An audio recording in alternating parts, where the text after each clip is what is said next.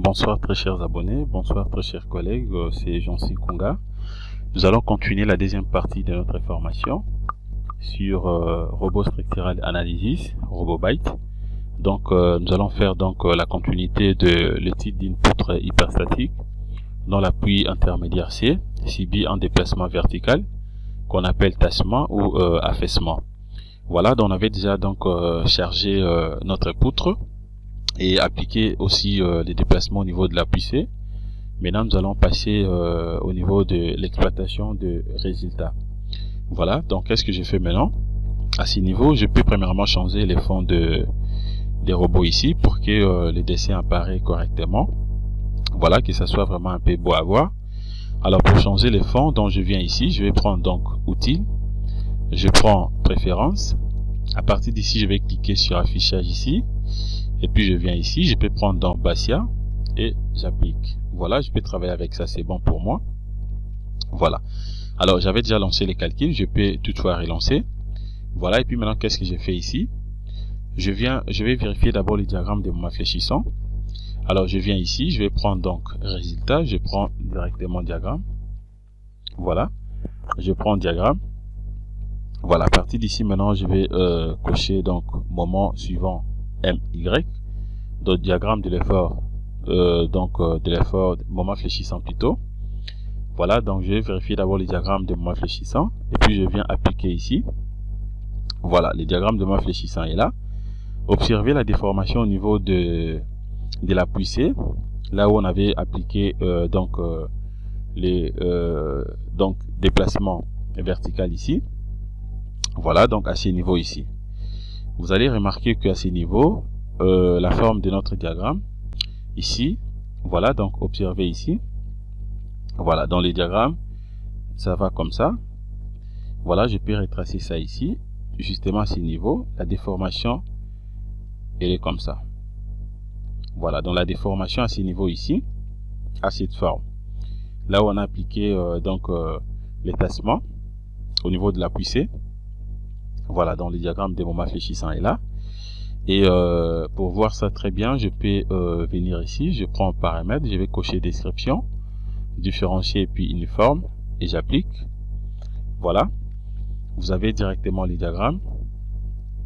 Voilà, dans les diagrammes de moment fléchissant est là. Je peux cacher toutefois les chargements. Voilà, observez. J'applique.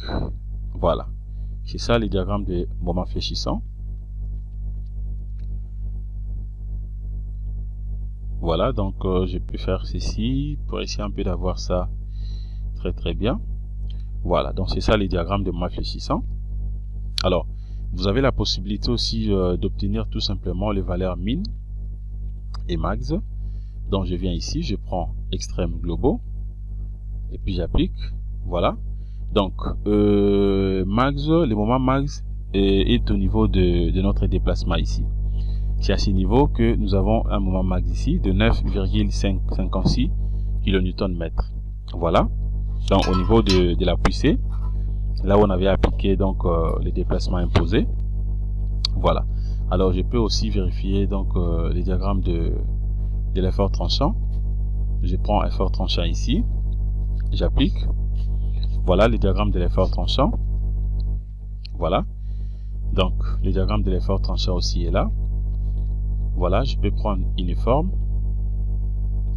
Voilà, je prends uniforme et puis je peux rentrer ici.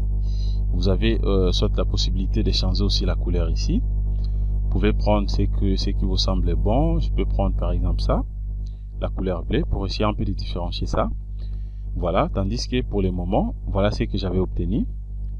Pour le moment aussi, vous avez la possibilité de changer. Voilà, c'est ça les diagrammes de moment fléchissant.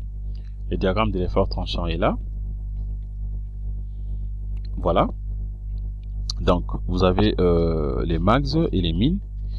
Et puis, je peux vérifier aussi les diagrammes de l'effort normal. Sera donc nil, puisqu'en hauteur, on n'avait rien. Voilà, dans le diagramme de l'effort normal est nil. Et à part ça aussi, je peux vérifier, par exemple, les réactions appui. Voilà, donc je viens ici, je prends réactions appui.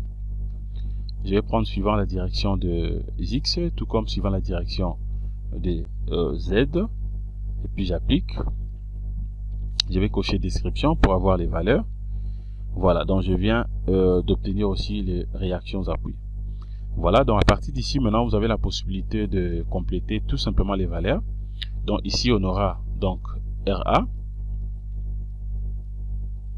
Voilà, donc on aura donc RA.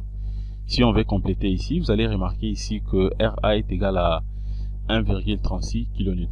Voilà, donc RA est égal à 1,36. Voilà, puisque j'ai un problème avec les souris, 1,36 kN. Ça c'est RA, kN. Et vous allez compléter aussi les réactions par rapport à RB. Ici également, on aura une réaction par rapport à RC au niveau de notre déplacement ici. Les réactions au niveau de RC, ça nous a fait combien? Voilà, donc et de combien? Et de moins 11,27. Voilà, donc ça nous fait moins 11,27. Voilà, ici on aura donc RD, vous complétez également RE, ainsi de suite.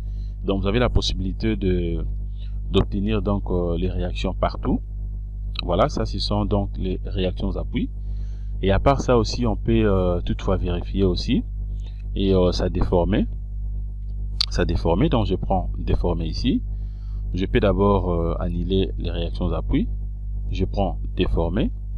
À partir d'ici, je peux cocher directement déformé ici.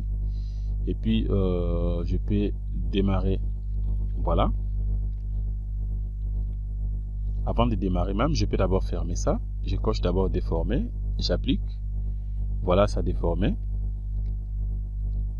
C'est ça la déformé. Et puis je vais directement démarrer ici. Voilà. Voilà comment est-ce que notre poutre va se déformer. Voilà. Donc là où on a une grande déformation, c'est au niveau de la poussée. Là où on a appliqué donc notre tassement et c'est vraiment normal. Voilà comment est-ce que la poutre va se déformer. Voilà. Et puis je peux fermer ça. Je viens ici. Je ferme. Je clique sur rien. J'applique. Je peux vérifier encore quoi. À partir d'ici, je peux vérifier aussi donc la contrainte. Je prends la contrainte. Contrainte normale. Je prends d'abord la contrainte maximale. Voilà, le diagramme des contraintes maximales est là. Voilà, ça c'est le diagramme des contraintes maximales. Contrainte max est là. Et je peux aussi obtenir les contraintes min. Voilà, donc la contrainte min aussi est là. Voilà. Donc toutefois, vous pouvez les différencier soit par les archives. Voilà. Donc j'obtiens directement donc les deux diagrammes des contraintes max et contrainte min. Voilà, mais à ce niveau ici, vous allez, si vous voulez vérifier l'unité de la contrainte, vous allez rentrer tout simplement ici. Vous rentrez justement ici, je prends outil, unité formant. Voilà, donc vous prenez force ici. Voilà l'unité de la contrainte. Voilà. Et puis je ferme. Et puis je peux vérifier aussi quoi. Je viens ici. Je prends toujours contrainte. Je vais prendre cette fois-ci la contrainte de cisaillement. Je prends contrainte de cisaillement. Je clique. Voilà le diagramme des contraintes de cisaillement. Max et min. Donc vous avez la possibilité de vérifier les tout à ces niveaux. Ce qui était beaucoup plus important, c'était justement de vous montrer comment est-ce qu'on peut donc créer un tassement et au niveau des poutres hyperstatiques. C'est ce que nous venons de faire tout à l'heure. Et puis maintenant je peux faire quoi ici? Après ça, vous avez la possibilité de vérifier aussi, par exemple, la valeur des moments à une distance qui varie, comme on était en train de faire là. Alors, je peux soit sélectionner, par exemple, je sélectionne d'abord donc première travée, sélectionne ça, et puis je vais faire clic droit, je prends propriété de l'objet. À partir d'ici, je viens, je prends donc MNT. Alors si je vais vérifier pour les moments, je vais prendre moment, je viens cliquer sur X ici, et puis je viens maintenant, je commence à défiler ici. Une fois que vous défilez ici, vous lisez directement la valeur des moments à une distance qui varie. Voilà, donc vous avez la possibilité de faire ça pour pour tous les travées. Je peux venir ici, je prends deuxième travée.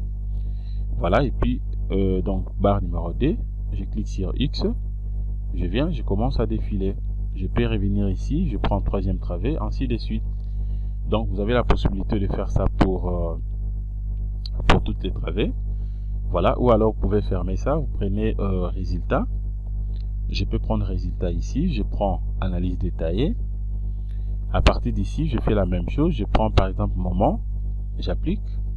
Voilà, et puis je viens ici, je vais cliquer sur suivant la direction des X et puis je commence à défiler et je lis directement la valeur.